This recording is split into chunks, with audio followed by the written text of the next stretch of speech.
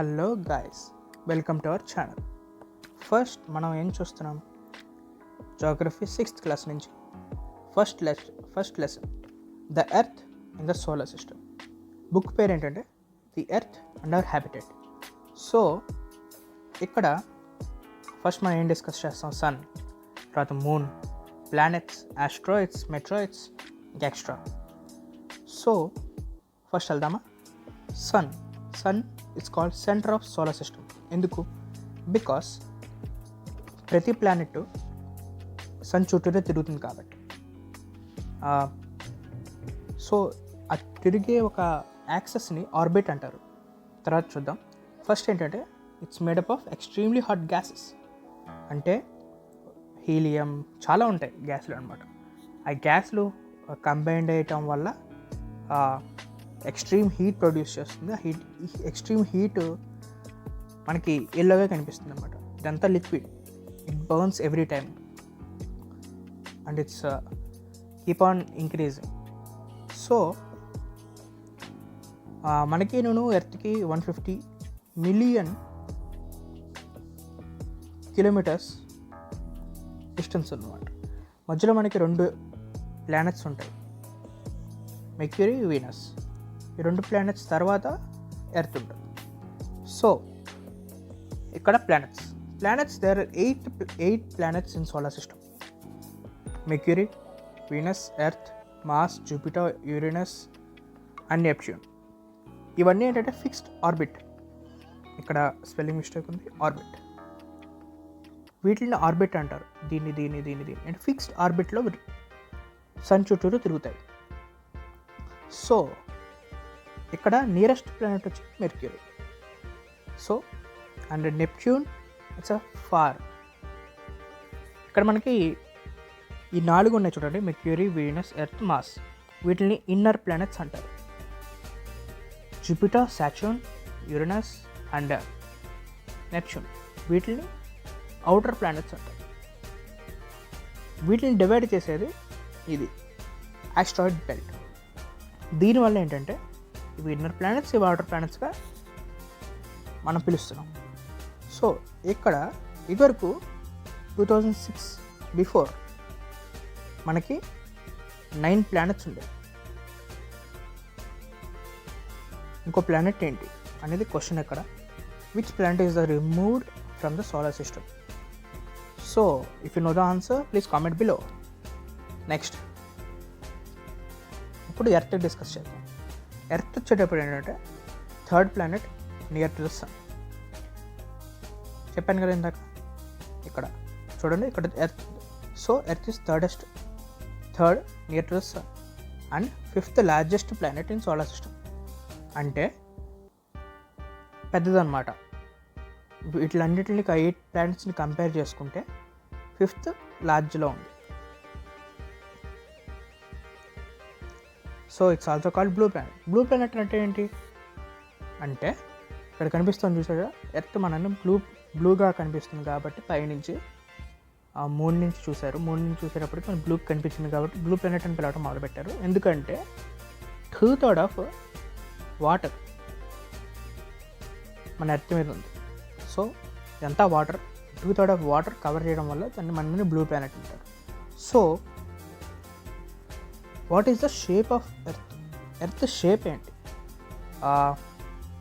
ఇప్పుడు వాటర్ తీసామనుకోండి, సైంటిస్టుల ప్రకారం ఒక షేప్ వస్తుందని చెప్పేసి అన్నారు. ఆ షేప్ ఏంటి అనేది క్వశ్చన్. సో మీకు ఆన్సర్ తెలిస్తే కామెంట్ చేయండి. సో ఇప్పుడు మూన్ దగ్గరికి వద్దాం. Moon it's called satellite on earth. Satellite అంటే which revolves around the earth in a same orbit, and moon is 1/4 size, అంటే 1/4 size of earth అన్నమాట. So it revolves around earth in 27 days and only one side of moon is visible to earth. అంటే ఇప్పుడు earth ఇటు ఉంది, ఇటు side నుంచి చూస్తే moon కనిపిస్తుంది. మనం మీరు ఇక్కడ ఉన్నారనుకోండి, ఇక్కడ నుంచి కనిపిస్తే ఫుల్ మూన్ అవుతుంది. స్లోగా మీ వెనక్కి వెళ్ళిపోతే, అంటే ఇప్పుడు ఇండియాలో ఉంటే అమెరికాకి వెళ్ళిందంటే కనిపించదు, అప్పుడు మనం అమావాస్య అంటాం. So distance between moon and earth ఏంటనేది క్వశ్చన్. మీకు తెలిస్తే కామెంట్ చేయండి. సో ఇప్పుడు కమ్ టు ఆస్ట్రాయిడ్స్. ఆస్ట్రాయిడ్స్ అంటే ఇక్కడ చూసారు, ఇన్నర్ ప్లానెట్స్కి అవుటర్ ప్లానెట్స్ని డివైడ్ చేసేది asteroids, which is called asteroid belt. ఎందుకంటే ఆస్ట్రాయిడ్స్ ఒక బెల్ట్లా ఉంటాయన్నమాట మన ప్లానెట్స్కి, దీనికి మాస్కి, జూపిటర్కి.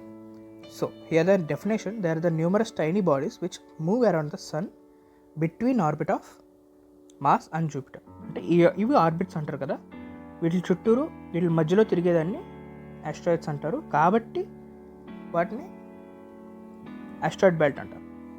సో ఇక్కడ ఆస్ట్రాయిడ్ బెల్ట్లో which is the largest asteroid belt అనేది క్వశ్చన్. మీరు తెలిస్తే కామెంట్ చేయండి, లేకపోతే వీడియో ఎందాక వెయిట్ చేయండి.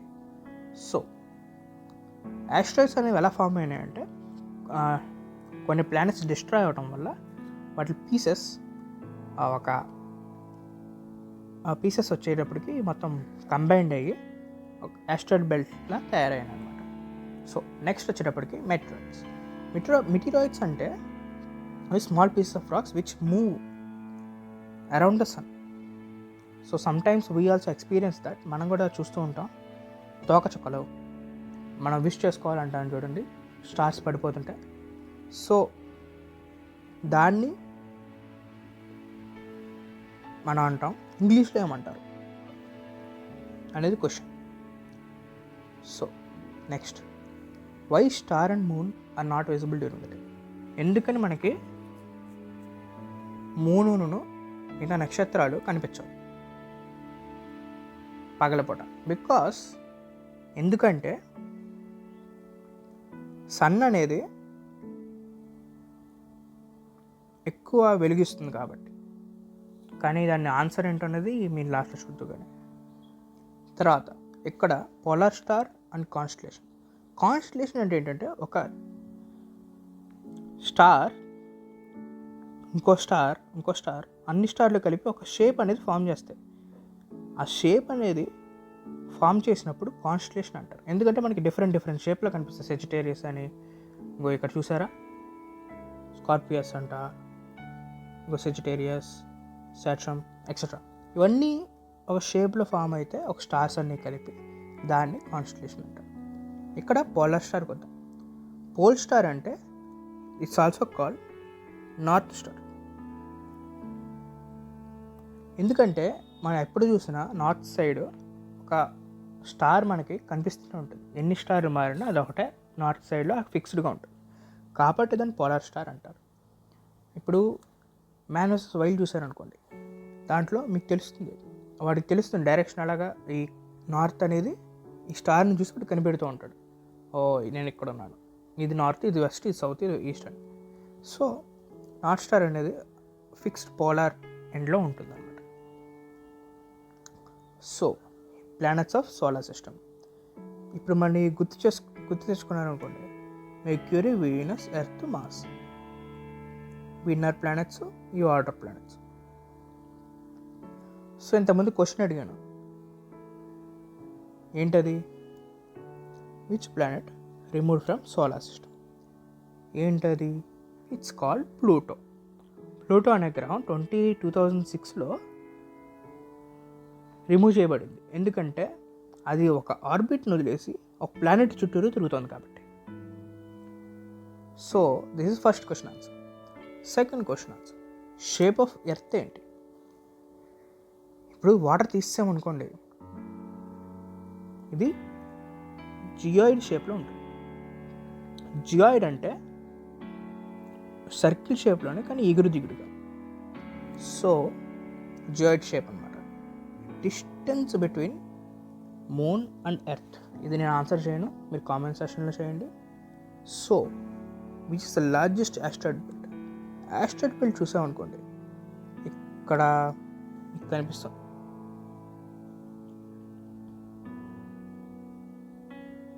Series, this is the largest asteroid belt. So what is the name of other meteoroids? ఇది కూడా మీరు కింద కామెంట్ సెక్షన్లో కామెంట్ చేయండి. సో ఇక్కడ మీరు ఏం చూసుకోవచ్చు ఎర్త్ గురించి. First 2/3 of water, geoid shape, blue planet,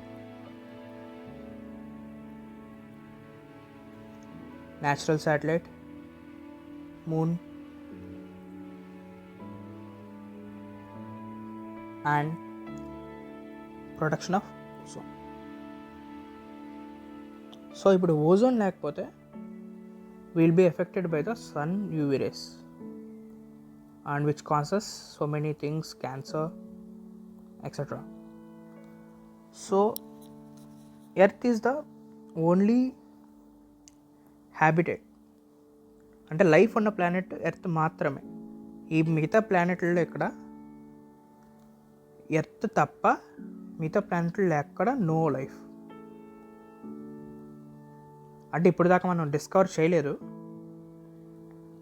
we don't know whether they live or not, but until now we didn't discover whether there is a life on planet or not because of the circumstances. ఎందుకంటే అక్కడ water కనిపించలా, air కనిపించలా.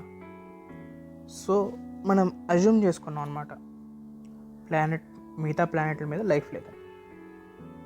So ఎంత వెతికినా దొరకలేదు ఇప్పుడు దాకా. So ఫ్యూచర్లో మేబీ మే నాట్ బి, తెలియదు. సో ఇప్పుడు మిల్కీవే గెలాక్సీ. మిల్కీవే గెలాక్సీ అనేది పార్ట్ ఆఫ్ ద యూనివర్స్. కొన్ని గెలాక్సీలు కలిపితే యూనివర్స్ అవుతుంది. సో ఫస్ట్ యూనివర్సు, తర్వాత దానికన్నా చిన్నది మిల్కీవే గెలాక్సీ, తర్వాత సోలార్ సిస్టమ్, తర్వాత ప్లానెట్స్. సో మిల్కీవే గెలాక్సీని తెలుగులో పాలపొర అంటారు,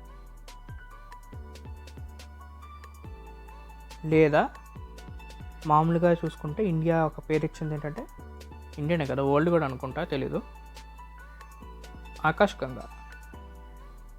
so it's a Indian given name because Ganga is I think, I don't know. So Milky Way Galaxy is part of universe. So this is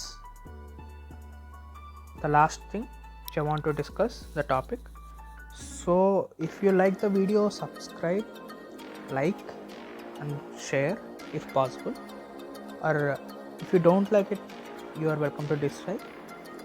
So please comment the questions, answers which I left, the 2 questions which I left, which are other name of meteorites and distances in moon and earth. ఓకేనా? ఇప్పుడు దాకా చూసినందుకు thanks. ఇప్పుడు దాకా ఉన్నారంటే thanks. Subscribe చేసిన వెళ్ళండి.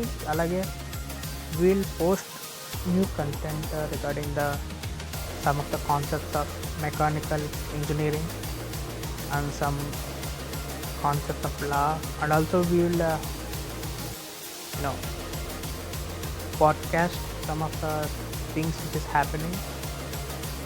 So if you like it, please share, subscribe. Thank you very much for being now. Thank you.